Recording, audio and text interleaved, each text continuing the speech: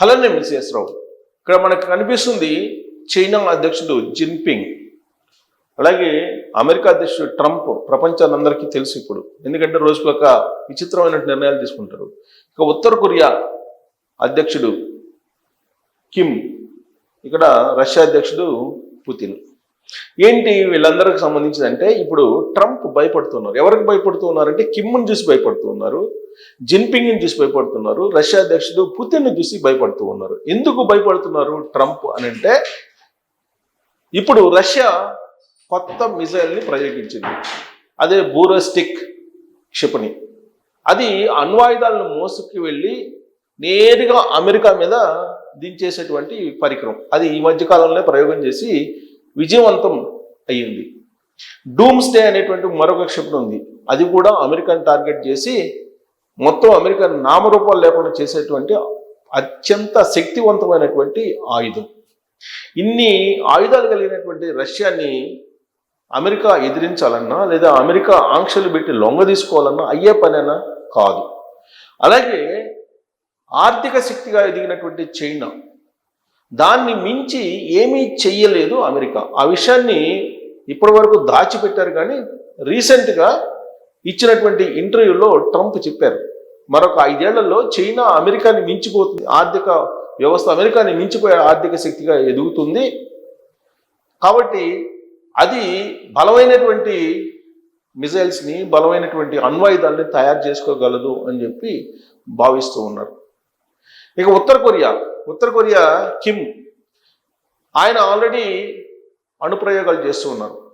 ఆ విషయం ట్రంప్కి తెలుసు. అందుకే అణ్వాస్త్రాల ప్రయోగాన్ని ప్రారంభించండి అని చెప్పి రీసెంట్గా ట్రంప్ ఆ దేశానికి సంబంధించినటువంటి సైంటిస్టులకి ఆదేశాలు జారీ చేశారు. అదే విషయాన్ని ఇంటర్వ్యూలో కూడా చెప్పడం జరిగింది. ఒకవైపు రష్యా, ఇంకొక చైనా, మరొక వైపు ఉత్తర కొరియా, ఇవన్నీ అణ్వస్త్రాలను తయారు చేసుకుంటున్నప్పుడు మనం ఎందుకు తయారు చేసుకోకూడదు? అందుకే అణ్వస్త్రాలను ప్రయోగించండి, అణ్వస్త్రాల ప్రయోగాలను ప్రారంభించండి అని చెప్పానని చెప్పి ఆయన ఇంటర్నేషనల్గా ఇచ్చినటువంటి ఇంటర్వ్యూలో చెప్పడం జరిగింది ట్రంప్. అంటే రష్యాని చూసి, చైనాని చూసి, ఉత్తర కొరియాని చూసి కూడా భయపడుతూ ఉన్నారు. కానీ భారతదేశం మీద ఆంక్షలు పెట్టి భారతదేశం రష్యా నుంచి ఆయిల్ కొనుగోలు చేయకుండా చేయగలిగాడు ట్రంప్. అంతేకాదు, రీసెంట్గా వాణిజ్య ఒప్పందాల్లో నెగోషియేషన్స్, అంటే ఆయన ఇంటర్వ్యూలో చెప్పింది ఏంటంటే, ఇంటర్నేషనల్ జర్నలిస్టులకు ఇచ్చిన ఇంటర్వ్యూలో ట్యాక్సుల్ని అస్త్రంగా ప్రయోగించి భయపెట్టాను కొన్ని దేశాలని, మరికొన్ని దేశాలని అణ్వస్త్ర ప్రయోగాలు చేస్తున్నామని చెప్పి భయపించాలని చూశాను. కానీ తెలివైనటువంటి బలమైనటువంటి నాయకులు రష్యా అధ్యక్షుడు పుతిన్, అలాగే చైనా అధ్యక్షుడు జిన్పింగ్, ఉత్తర కొరియా చీఫ్ కిమ్ అని చెప్పి ఆయనే ఒప్పుకున్నాడు. మరి భారతదేశం గురించి చెప్పలేదంటే చెప్పలా ఎక్కడ కూడా. కానీ ఒకటి చెప్పాడు, ట్యాక్సెస్ ద్వారా కొన్ని దేశాలని నేను భయపించాను, అందుకే తన దారిలోకి వచ్చారని చెప్పి ఆయన చెప్పడం జరిగింది. అంటే ఇండైరెక్ట్గా భారతదేశం నరేంద్ర మోడీ గారి గురించి చెప్పడం జరిగింది. నరేంద్ర మోడీ గారి గురించి ట్రంప్ పదే చెప్పింది ఏంటంటే, తెలివైనటువంటి వ్యాపారి, తెలివైనటువంటి నాయకుడు అని చెప్పి చెప్తూ ఉంటారు. బేరం ఆడటంలో చాలా నిష్ణాతుడు అని చెప్పి ట్రంప్ చెప్తూ ఉంటాడు నరేంద్ర మోడీ గారి గురించి. కానీ పుతిన్ గురించి, అలాగే జిన్పింగ్ గురించి లేటెస్ట్గా ఏం చెప్పాడు తెలుసా? వాళ్ళు చాలా తెలివైనటువంటి వాళ్ళు, చాలా మొండి వాళ్ళు, వాళ్ళతోటి పెట్టుకోవద్దు, వాళ్ళతోటి గేమ్స్ ఆడొద్దు అని చెప్పి ప్రపంచానికి ఆయన ఒక సంకేతం ఇచ్చారు. అంటే ఏ విధంగా భయపడుతున్నాడు ట్రంప్ వాళ్ళని చూసి అనేది అర్థమవుతుంది. ఎందుకు ఆ విధంగా భయపడుతున్నారని అంటే, అమెరికాలో అణ్వాయుధం దగ్గర నుంచి చిప్పు నుంచి అణ్వాయుధం దాకా ఏది చేయాలన్నా సాంకేతికంగా రేర్ ఎర్త్ మెటల్స్ కావాలి. ఇవి చైనాలో ఉన్నాయి. చైనా ఈ మధ్యకాలంలో ఎగుమతులను ఆపేసింది అమెరికాకి. దాంతో అమెరికా గిలగిలలాడిపోయింది. ఎలాంటి ప్రయోగాలు కానీ, లేదా సాంకేతిక పరంగా కానీ, లాస్ట్కి సిమ్ తయారు చేయాలన్నా, ఫోన్లో వాడుకునేటువంటి సిమ్ తయారు చేయాలన్నా రేర్ ఎర్త్ మెటల్స్ కావాలి. ఈ రేర్ ఎర్త్ మెటల్స్ని కట్ చేసింది చైనా. దాంతో అమెరికా ఒక రకంగా చెప్పాలంటే స్తంభించిపోయేటువంటి పరిస్థితి. అందుకే ట్రంప్ ఒక మెట్టు దిగొచ్చి చైనాతోటి వాణిజ్య ఒప్పందాలని ఓకే చేసుకున్నాడు, ట్యాక్సులను తగ్గిస్తూ. యాక్చువల్గా ట్యాక్స్లు మేము పెంచుతాం, చైనాని కట్టడి చేస్తాం, ఇవన్నీ మాట్లాడారు. కానీ చైనా దగ్గరికి కాళ్ళబేరానికి వచ్చాడు ట్రంప్. వాణిజ్యపరమైనటువంటి సంబంధాలను ఇప్పుడు మళ్ళా కుదుర్చుకున్నారు చైనాతోటి. అమెరికా చైనా ఇప్పుడు వాణిజ్య సంబంధాలు మెరుగుపడుతున్నాయి. అమెరికా చైనా మధ్య ఎగుమతులు దిగుమతులు కూడా స్టార్ట్ అయ్యాయి. ఎందుకు అని అంటే ఒక మెట్టు ట్రంపే దిగొచ్చాడు. మరి రష్యా విషయంలో ఏంటంటే రష్యా ఆల్రెడీ ఇప్పుడు బోరన్స్టిక్ అనేటువంటి ఒక క్షిపణిని ప్రయోగించి సక్సెస్ చేసింది.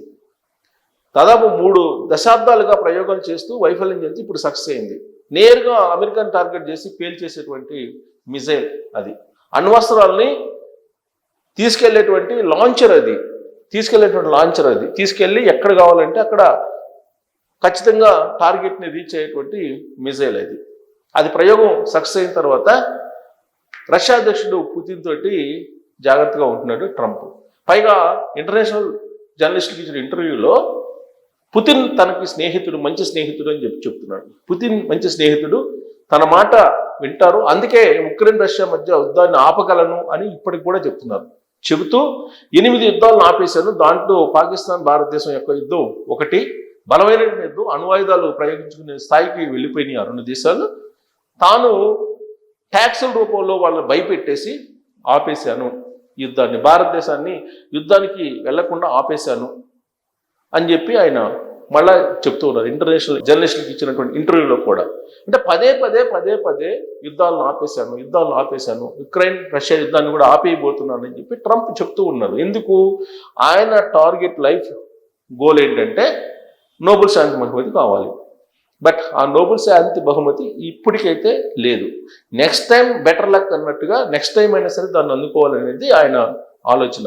కానీ కారణం ఏంటంటే యుద్ధాన్ని ఆపేస్తే, రష్యా యుక్రెయిన్ ఇబ్బంది ఆపేస్తే కనుక డైరెక్ట్గా పోయి స్వర్గంలో పడచ్చు అనేది ఆయన యొక్క నమ్మకం. ఎందుకంటే 8 యుద్ధాలను ఆపాను కాబట్టి స్వర్గం అంచుల వరకు వెళ్ళాను, ఆ అంచుల నుంచి స్వర్గంలో పడాలంటే కనుక రష్యా ఉక్రెయిన్ యుద్ధం ఆపితే స్వర్గంలోకి వెళ్ళిపోతాననేటువంటి భావనలో ఆయన ఉన్నారు. ఆ విషయాన్ని ఆయన చెప్పారు కూడా.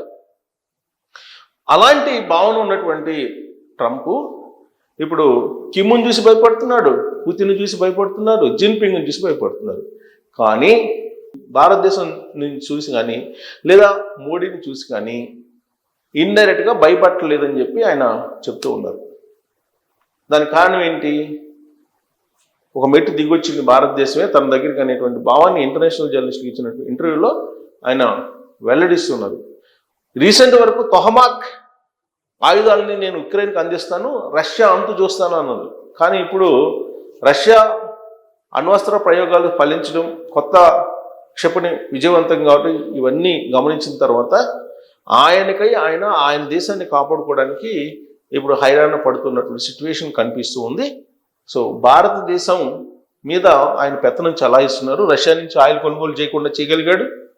అలాగే ట్యాక్స్లు ఆయన ఏదైతే అనుకున్నాడో అమెరికా ఉత్పత్తుల్ని భారతదేశానికి దిగుమతి చేసుకునేలాగా క్లియర్ చేసుకున్నాడు. ట్యాక్స్లు కొంతమేరకు తగ్గించాడు. ఇదంతా కూడా నెగోషియేషన్స్ జరిపిన కారణంగా సాధ్యమైంది. బట్ ఈ 3 దేశాలతోటి, ఉత్తర కొరియాతోటి కానీ లేదా రష్యాతోటి కానీ చైనాతోటి ఆయన పప్పులు ఉడకలేదు. సో ఇంటర్నేషనల్ జర్నలిస్టులకు ఇచ్చినటువంటి ఇంటర్వ్యూలో ఆయన చెప్పినటువంటి సారాంశం నేను మీకు ఎక్స్ప్లెయిన్ చేశాను. ఇదంతా విన్న తర్వాత మీకేమనిపిస్తుంది? భారతదేశం పట్ల, నరేంద్ర మోడీ గారి పట్ల ట్రంప్ ఏ భావంతో ఉన్నారో అనేది మీరు కామెంట్ చేయొచ్చు. Thank you.